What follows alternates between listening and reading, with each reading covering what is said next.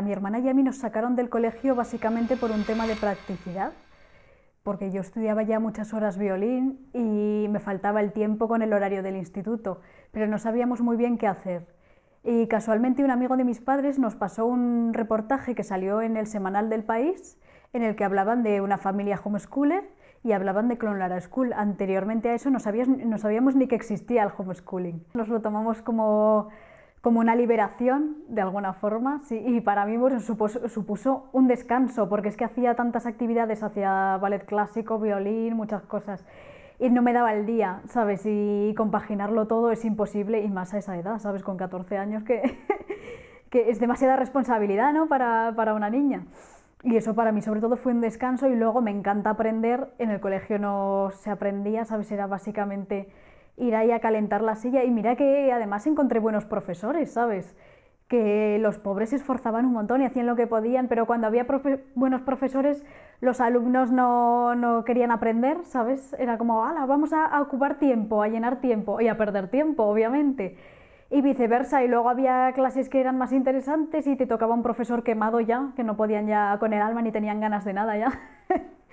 Entonces, claro, así es, no es plan, es complicado. Y al principio, claro, lo llevamos un poco en secreto porque no sabíamos muy bien cómo iba a reaccionar la gente. Luego ya, cuando lo fuimos diciendo, reaccionaban muy bien, porque además existe el bachillerato a distancia también, y para gente que hace carreras artísticas, músicos del conservatorio, gente que estudian para bailarines o gimnastas a nivel profesional, pues eso ya existe, es decir, hay un plan de que van muy pocas horas al instituto, se les va convalidando, hacen los exámenes y ya está, y el resto se dedican a su vocación. Y yo creo que es la mejor decisión que hemos tomado nunca.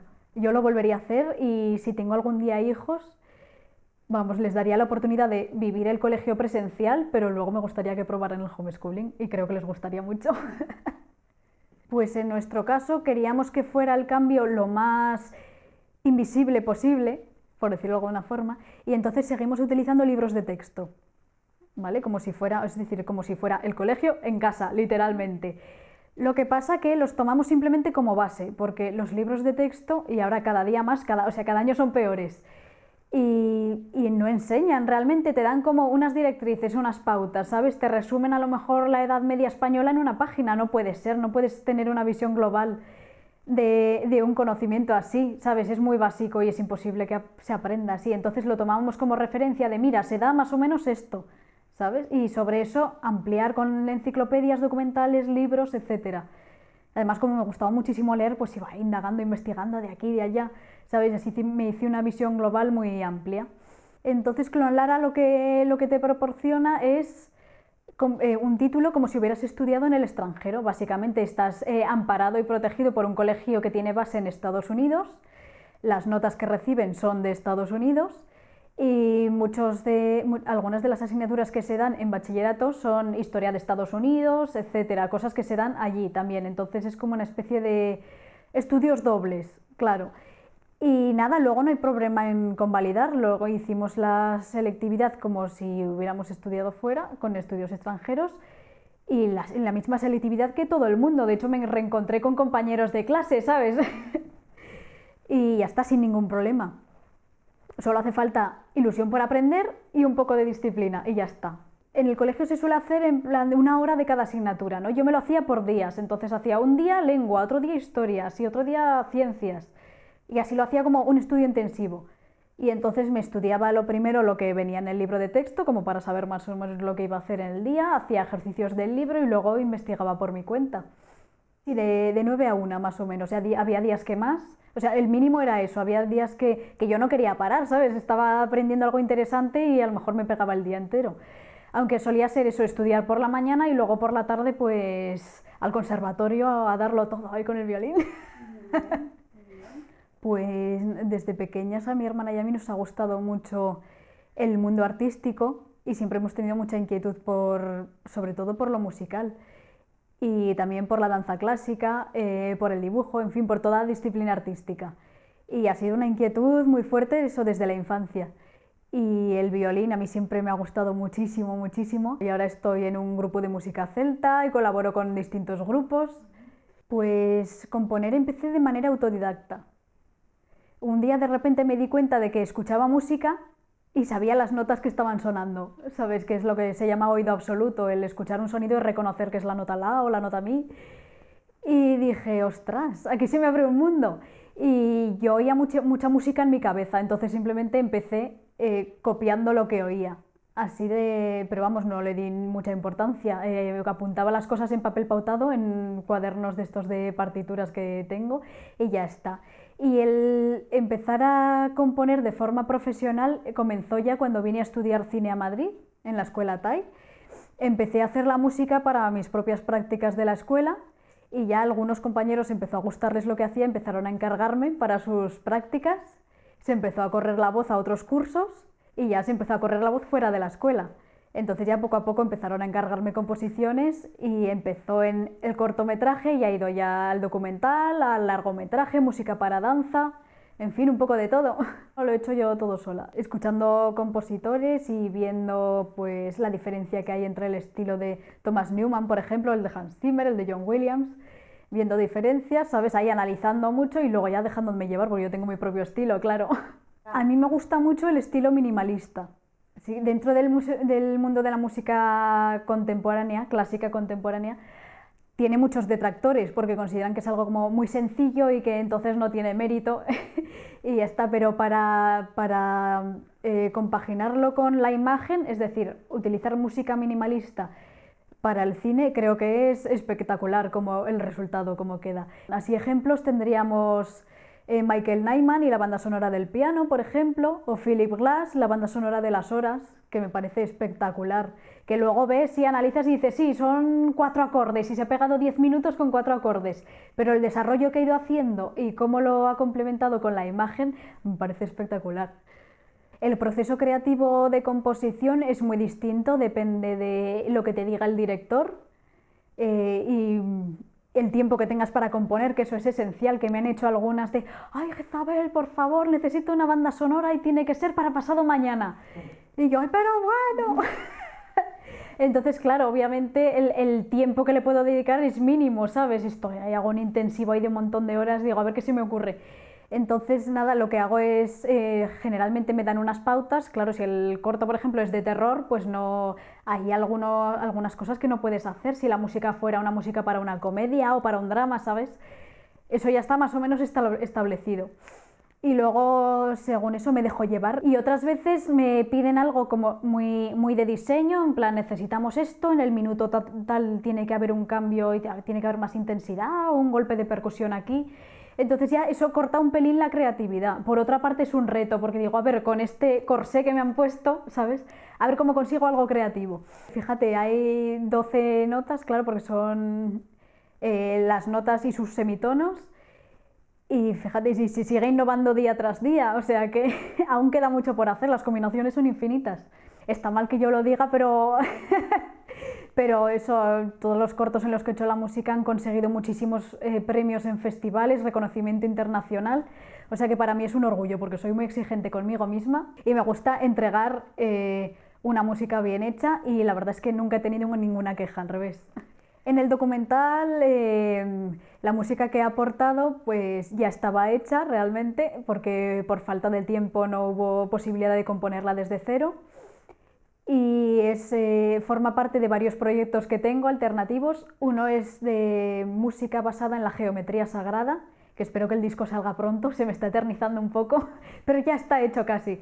Y la que os pasé es la del número pi, entonces está toda la secuencia basada en los primeros decimales del número pi. Entonces, por dar un ejemplo, aunque es un poco complicado de explicar, pues sería 3,1415, ¿vale? Los primeros decimales. Y entonces pues empieza sobre la tercera y luego va pasando a la tónica, el intervalo de cuarta, otra vez tónica, la dominante, que es el 5 y así. Y sobre eso va desarrollándose el tema. Otro lo compuse para cuando murió mi abuelo, ¿vale? Pues me dio mucha pena y a la vez sentí muchísima paz. Entonces nada, me puse ahí al teclado y lo que salió, y es otro tema que os he pasado y queda muy bonito, la verdad, de hecho lo habéis utilizado muchísimo. Toco también en un grupo de música celta, que es un proyecto personal que se llama Kinia, y tocamos en ferias medievales, en fiestas privadas, donde nos van llamando. El otro día tocamos, por ejemplo, en una fiesta de Halloween y hicimos un concierto personalizado sobre las meigas y fue muy bonito, la verdad. Además tenemos disco, que eso sí está en Bandcamp, es kiniabandcamp.com y se puede descargar allí. Es verdad, ahora desde septiembre soy tutora de Clonlara, así aconsejo a varias familias desde la visión que me da el haber sido homeschooler. Y está siendo muy útil para mí para ver modelos de otras familias, cómo gestionan el aprendizaje en casa con sus hijos y el poder aconsejarles, que es un orgullo y un honor, vamos. Y eso, cada familia se lo gestiona como quiere y como puede. Hay modelos distintos y Clonlara lo que da es muchísima libertad. Sobre todo en los primeros años, cuando los niños son pequeños. Luego ya, cuando llega la ESO, el bachillerato, ya se pone más complicada la cosa, claro, hay un poco más de exigencia. Muchas veces lo tienen clarísimo ya desde el principio, otras familias me preguntan, ay mira, tenemos estos niños de estas edades, sus puntos fuertes son, pues una a lo mejor tiene mucho interés en todo lo científico y otra es más creativa y más artista y cómo hacen cómo pueden hacer para llegar a todas las asignaturas, cubrirlas, ¿sabes? Pero que haya hincapié en su vocación. Tengo alumnos de todas las edades y es muy interesante ver cómo van, ¿sabes? Desde pequeñitos, hay más hincapié en la creatividad, hacen muchas manualidades y tal. Y a veces da la impresión eso de que dices, estarán los niños en casa y además siempre que me han hecho entrevistas me han preguntado, bueno, están en casa y claro, no sabes si están estudiando o no, pero es que el interés por aprender viene de los propios niños. Es una cosa muy interesante que casualmente no se suele ver en los niños escolarizados, ¿sabes? Hay como una especie de pasotismo o que van con el piloto automático, ¿sabes? Y en los niños homeschoolers no, al revés, es como una inquietud de ven algo y ya quieren saber cómo funciona y luego cuando ven cómo funciona quieren ampliar sus conocimientos aprendiendo más cosas. Entonces, claro, te ves ahí niños de 5 años que dices, ay, qué mono, ay, mira qué dibujitos ha hecho, pero luego ya te sabes sumar y restar con decimales, ¿sabes?